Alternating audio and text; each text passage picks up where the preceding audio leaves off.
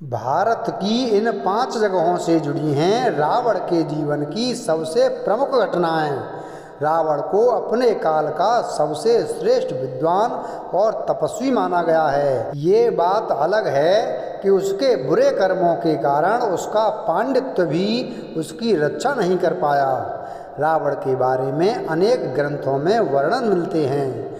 रामायण में कुछ ऐसी जगहों का वर्णन मिलता है जहाँ रावण के जीवन की प्रमुख घटनाएं घटी हैं। आज हम उन्हीं में से 5 प्रमुख जगहों और उनसे जुड़ी घटनाओं के बारे में आपको बता रहे हैं। नंबर 1, महिष्मती नगर, वर्तमान मध्य प्रदेश का महेश्वर। वाल्मीकि रामायण के अनुसार जब राक्षस राज रावण ने सभी राजाओं को जीत लिया, तब वह महिष्मती नगर वर्तमान में महेश्वर के राजा सहस्त्रबाहु अर्जुन को जीतने की इच्छा से उनके नगर में गया। उस समय सहस्त्रबाहु अर्जुन अपनी पत्नियों के साथ नर्मदा नदी में जल क्रीड़ा कर रहा था। रावण को जब पता चला कि सहस्त्रबाहु नहीं है, तो वह युद्ध की इच्छा से वहीं रुक गया। नर्मदा की जलधारा देखकर रावण ने वहाँ भगवान शिव का पूजन करने का विचार किया। जिस स्थान पर रावण भगवान शिव की पूजा कर रहा था, वहाँ से थोड़ी दूर सहस्त्रबाहु अर्जुन अपनी पत्नियों के साथ जल क्रीड़ा कर रहा था। सहस्त्रबाहु अर्जुन की 1000 भुजाएं थीं। उसने खेल ही खेल में नर्मदा का प्रवाह रोक दिया, जिससे नर्मदा का पानी तटों के ऊपर चढ़ने लगा। जिस स्थान पर रावण पूजा कर रहा था, वह भी नर्मदा के जल से डूब गया। नर्मदा में आई इस अचानक बाढ़ के कारण को जानने के लिए रावण ने अपने सैनिकों को भेजा। सैनिकों ने रावण को पूरी बात बता दी। रावण ने सहस्त्रबाहु अर्जुन को युद्ध के लिए ललकारा। नर्मदा के तट पर ही रावण और सहस्त्रबाहु अर्जुन में भयंकर युद्ध हुआ। अंत में सहस्त्रबाहु अर्जुन ने रावण को बंदी बना लिया। जब यह बात रावण के पितामह दादा पुलस्त मुनि को पता चली, तो वे सहस्त्रबाहु अर्जुन के पास आए और रावण को छोड़ने के लिए निवेदन किया। सहस्त्रबाहु अर्जुन ने रावण को छोड़ दिया और उससे मित्रता कर ली। नंबर 2, बैद्यनाथ, वर्तमान झारखंड। शिव पुराण के अनुसार रावण भगवान शिव का भक्त था। उसने बहुत कठिन तपस्या की और एक एक करके अपने मस्तक भगवान शिव को अर्पित कर दिए। उसकी इस तपस्या से भगवान शंकर बहुत प्रसन्न हुए। उसके 10 सिर भगवान ने फिर जोड़ दिए। रावण ने भगवान से वरदान के रूप में भगवान शिव को अपने साथ लंका चलने की बात कही। भगवान शिव ने रावण की बात मान ली, लेकिन रावण के सामने एक शर्त रखी। शर्त यह थी कि रावण अगर भगवान के शिवलिंग को रास्ते में कहीं भी जमीन पर रख देगा, तो भगवान शिव उसी जगह पर स्थापित हो जाएंगे। रावण ने भगवान शिव की शर्त मान ली और शिवलिंग को लेकर लंका की ओर जाने लगा। यह सूचना मिलते ही देवताओं में खलबली मच गई। यदि भगवान शिव लंका में स्थापित हो जाएंगे, तो लंका को हरा पाना किसी के लिए भी असंभव हो जाता। ऐसे में रावण को कोई भी नहीं हरा पाता। इस परेशानी का हल निकालने के लिए सब विष्णु भगवान के पास पहुँचे। सभी देवताओं ने भगवान विष्णु से किसी भी तरह रावण को शिवलिंग लंका ले जाने से रोकने की प्रार्थना की। देवताओं की प्रार्थना पर विष्णु भगवान एक ब्राह्मण का वेश धारण करके धरती पर चले आए। साथ ही वरुण देव ने रावण के पेट में प्रवेश किया।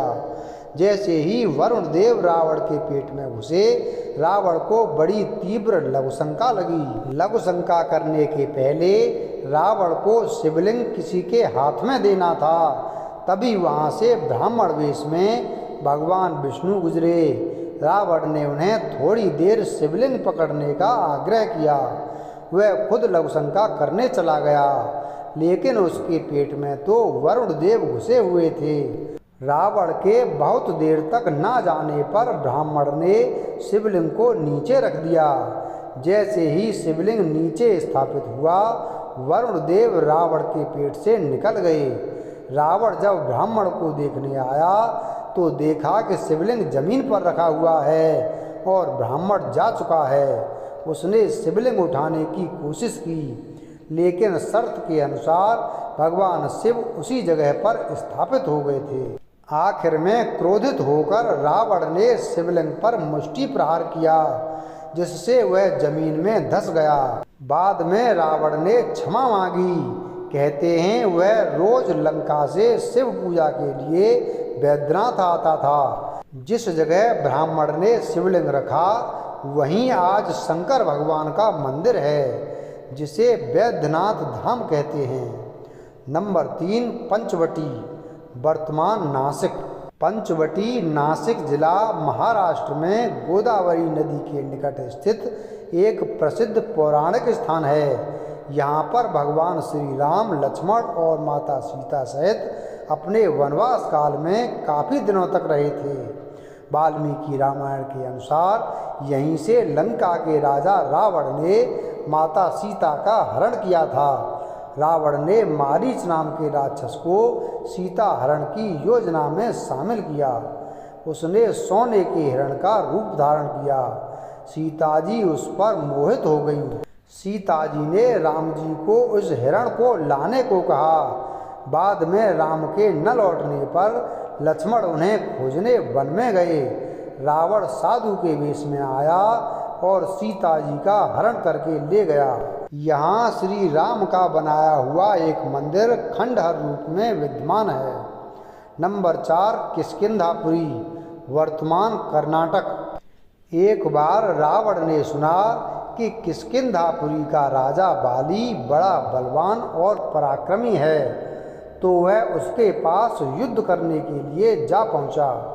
बाली की पत्नी तारा, तारा के पिता सुषेण, युवराज अंगद और उसके भाई सुग्रीव ने रावण को समझाया कि इस समय बाली नगर से बाहर संध्योपासना के लिए गए हुए हैं।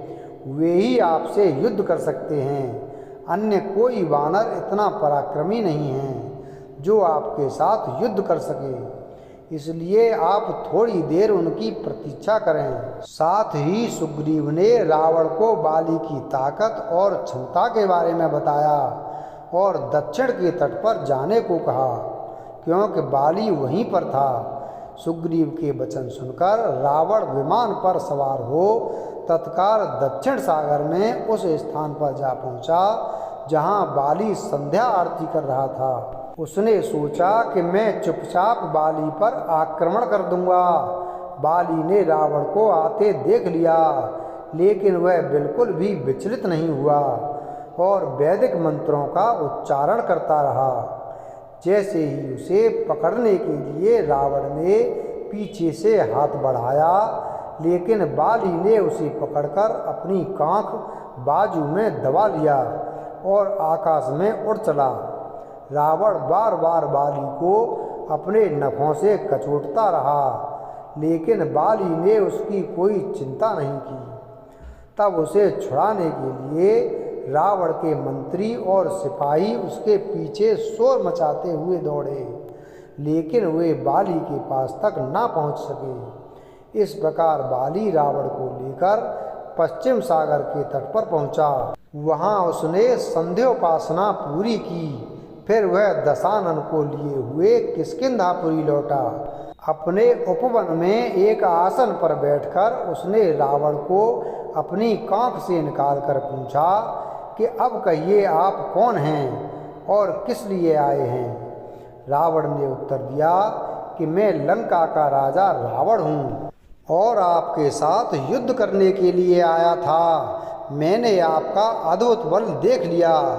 अब मैं अग्नि को साक्षी मानकर आपसे मित्रता करना चाहता हूँ। फिर दोनों ने अग्नि को साक्षी मानकर एक दूसरे से मित्रता कर ली। नंबर 5, कैलाश मानसरोवर। कहा जाता है कि एक बार रावण ने घोर तपस्या करने के बाद कैलाश पर्वत ही उठा लिया था। वह पूरे पर्वत को ही लंका लेकर जाना चाहता था। उस समय शिवजी ने अपने अंगूठे से पर्वत को दबाया तो कैलाश फिर जहाँ था वहीं अवस्थित हो गया। शिव के अनन्य भक्त रावण का हाथ दब गया। तब वह अपनी भूल के लिए भगवान शिव से माफ़ी मांगने लगा और उनकी स्तुति करने लगा। वही स्तुति आगे चलकर शिव तांडव स्रोत कहलाई। कैलाश मानसरोवर पर रावण के कई वर्षों तक तप करने का भी वर्णन ग्रंथों में मिलता है। वीडियो अगर पसंद आया हो तो वीडियो को लाइक करें, चैनल को सब्सक्राइब करें और बेल आइकन प्रेस करें। धन्यवाद।